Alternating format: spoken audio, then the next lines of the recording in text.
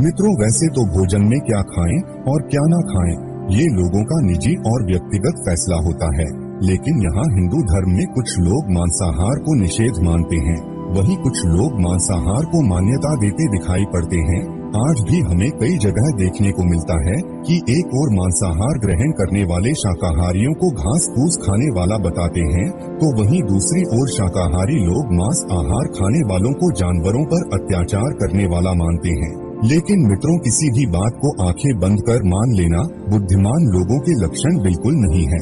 इसीलिए आइए जानते हैं कि हिंदू धर्म ग्रंथों में मांसाहार और शाकाहार में से कौन सा भोजन उत्तम माना गया है। हिंदू धर्म में मांस खाना मना है या नहीं, इस संबंध में कई लोगों के मन में भ्रम है और इसका कारण कुछ लोगों के मन में वेदों के विषय में बैठी शंका है, जिनकी वजह से वे समझते हैं कि वेदों में पशु बलि, मांस आहार आदि का विधान है। लेकिन मित्रों, ये अर्ध सत्य से ज्यादा कुछ भी नहीं। वेद और पुराण हिंदू धर्म के मुख्य धर्म ग्रंथ है। वेदों का सार उपनिषद और उपनिषदों का सार भागवत गीता है। वेदों में पशु हत्या पाप मानी गई है और मांस खाने के संबंध में स्पष्ट मना किया गया है।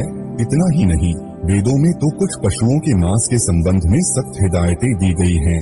यजुर्वेद में कहा गया है कि मनुष्य को परमात्मा की सभी रचनाओं को अपनी आत्मा के तुल्य मानना चाहिए, अर्थात वो जैसे अपना हित चाहते हैं वैसे ही दूसरों का भी हित करें। वही अथर्ववेद में कहा गया है, हे मनुष्यों, तुम चावल, दाल, गेहूं आदि खाद्य पदार्थ आहार के रूप में ग्रहण करो। यही तुम्हारे लिए सबसे उत्तम और रमणीय भोजन पदार्थ है। तुम कभी भी किसी भी नर या मादा से हिंसा मत करो। वही ऋग्वेद में बताया गया है कि गाय जगत की माता है और उनकी रक्षा में ही समाज की उन्नति है। मनुष्य को उनके समान सभी चार पैर वाले पशुओं की रक्षा करनी चाहिए। गीता में मांस खाने या नहीं खाने के उल्लेख की बजाय अन्न को 3 श्रेणियों में विभाजित किया गया है, सत्य, रज और तम। गीता के अनुसार अन्न से ही मन और विचार बनते हैं। जो मनुष्य सात्विक भोजन ग्रहण करता है, उसकी सोच भी सात्विक रहती है। मांस और मदिरा जैसी चीजें तामसिक भोजन कहलाती है। इस तरह का भोजन करने वाले लोग अक्सर कुकर्म, रोगी, दुखी और आलसी होते हैं। गीता के अनुसार सात्विक आहार आयु को बढ़ाने वाला, मन को शुद्ध करने वाला और बल, बुद्धि और स्वास्थ्य को तृप्ति प्रदान करने वाला होता है। जब यही शाकाहारी आहार अत्यधिक खट्टा, नमकीन या फिर ज्यादा तेल मसालों के साथ पकाए जाते हैं, तो वह राक्षसी आहार बन जाता है और ये राक्षसी आहार दुख, शोक एवं रोग उत्पन्न करता है। ठीक इसी तरह गरुड़ पुराण में भी श्री कृष्ण से जुड़ी एक कथा का वर्णन मिलता है। गरुड़ पुराण की इस कथा के अनुसार बचपन में एक दिन श्री कृष्ण यमुना किनारे एक पेड़ के नीचे बैठकर बांसुरी बजा रहे थे कि उसी समय एक हिरन दौड़ता हुआ वहां आया और उनके पीछे जाकर छिप गया। हिरन बहुत ही डरा हुआ था।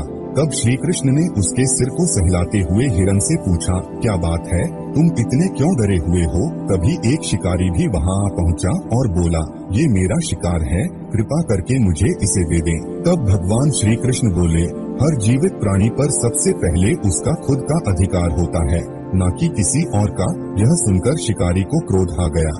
उसने गरजते हुए कहा, ये मेरा शिकार है, इसे मैं पकाकर खाऊंगा, तुम मुझे ज्ञान मत दो। इस पर भगवान कृष्ण पुनः बोले, किसी भी जीव को मारकर खाना पाप है। क्या तुम पाप की भागी बनना चाहते हो? मांसाहार पुण्य है या पाप, क्या तुम नहीं जानते? तब वह शिकारी बोला, मैं आपके जैसा ज्ञानी नहीं हूँ, मैं क्या जानूँ मांसाहार पुण्य है या पाप। मैं तो बस इतना जानता हूँ कि अगर मैंने शिकार नहीं किया तो मुझे खाना नहीं मिलेगा।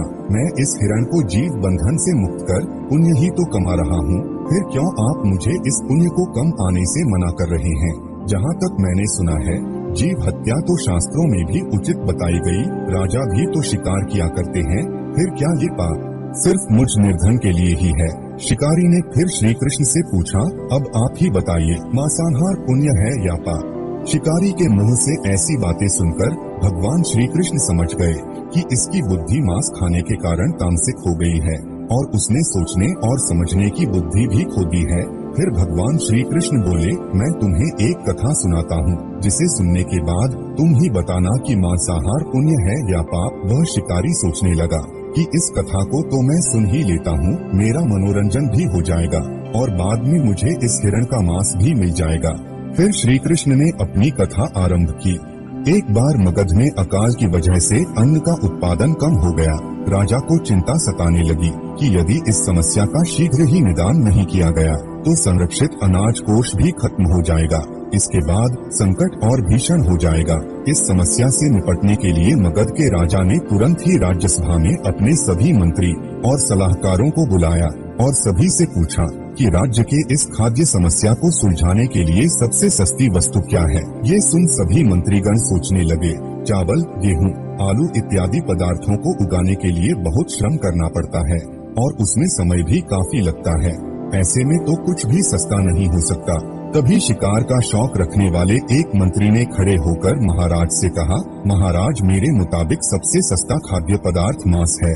इसके लिए धन भी खर्च नहीं करना पड़ता और पौष्टिक खाना भी मिल जाता है। ये सुनकर सभी सामंतों ने इस बात का समर्थन कर दिया, लेकिन मगध के प्रधानमंत्री अभी भी चुप थे। ये देखकर राजा ने प्रधानमंत्री से पूछा, आप क्यों चुप हैं?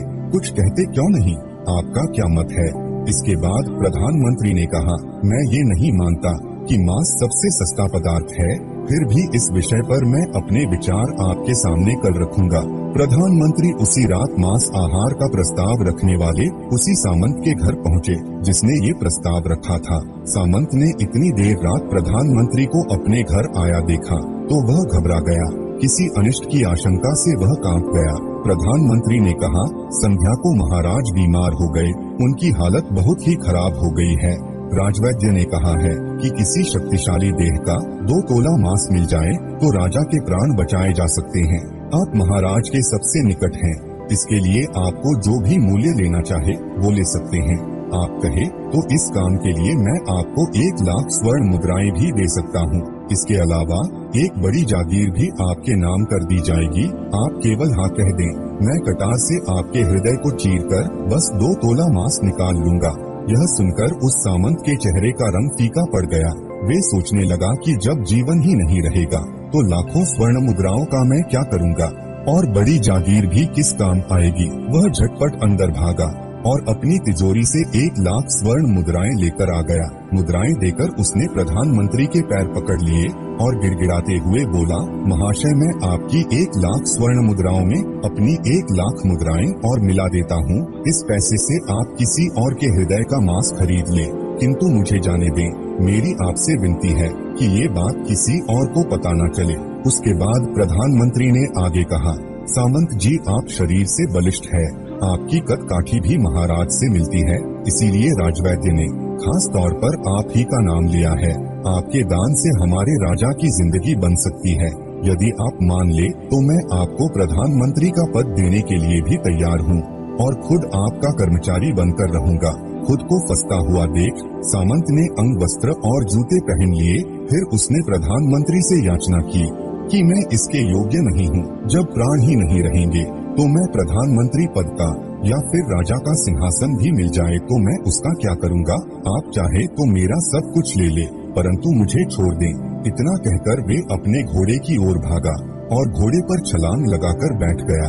वह अभी चलने को ही था कि प्रधानमंत्री ने घोड़े की रस्सी पकड़ी और सामंत से बोला, भागने की जरूरत नहीं है, आप आराम से घर पर ही रहो, मैं कहीं और जाकर प्रयास करता हूँ। ये कहकर प्रधानमंत्री वहाँ से चले गए। उसके बाद मुद्राएं लेकर प्रधानमंत्री बारी बारी से सभी सामंतों के घर पहुँचे और सभी से राजा के हृदय के लिए 2 तोला मांस मांगा, परंतु कोई भी राजी न हुआ। सबने अपने बचाव के लिए प्रधानमंत्री को 1 लाख से 5 लाख स्वर्ण मुद्राएं तक दी और इस प्रकार प्रधानमंत्री ने एक ही रात में 1 करोड़ स्वर्ण मुद्राएं जमा कर ली और सुबह होने से पहले ही अपने महल में पहुंच गया। अगली सुबह राज्यसभा में सभी सामंत समय से पहले ही पहुंच गए। सभी ये जानने को बेचैन थे कि राजा का स्वास्थ्य कैसा है, लेकिन कोई भी किसी को रात की बात नहीं बता रहा था।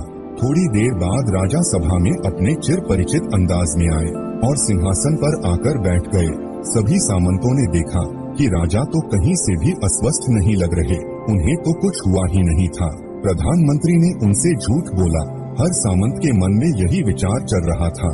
तभी प्रधानमंत्री ने राजा के समक्ष 1 करोड़ स्वर्ण मुद्राएं रख दी। राजा ने पूछा, ये स्वर्ण मुद्राएं किसके लिए है और कहां से आई? तब प्रधानमंत्री ने जवाब दिया, हे महाराज, 2 तोले मांस के लिए इतनी धनराशि जुटाई है। लेकिन मांस ना मिला। अपनी जान बचाने के लिए सामंतों ने ये मुद्राएं दी है। अब आप ही बताइए कि मांस सस्ता है या महंगा। राजा को बात समझ आ गई। उन्होंने प्रजा से अतिरिक्त परिश्रम करने का निवेदन किया और राजकीय अनाज भंडार में से अनाज निकालकर श्रमिकों को दिया। राजा ने तुरंत ही पौष्टिक सब्जियों की खेती का आदेश दिया। सिंचाई की व्यवस्था को भी दुरुस्त करवाया गया। वो 1 करोड़ स्वर्ण मुद्राएं इसी कार्य के लिए और श्रमिकों के कल्याण के लिए खर्च की गई। साग सब्जी इतनी तेजी से उगी जिससे प्रजा का कल्याण भी हुआ और पौष्टिकता भी। कुछ समय बाद मौसम अनुकूल हुआ और खेत लहलहाने लगे और इस तरह राज्य का खाद्य संकट दूर हुआ।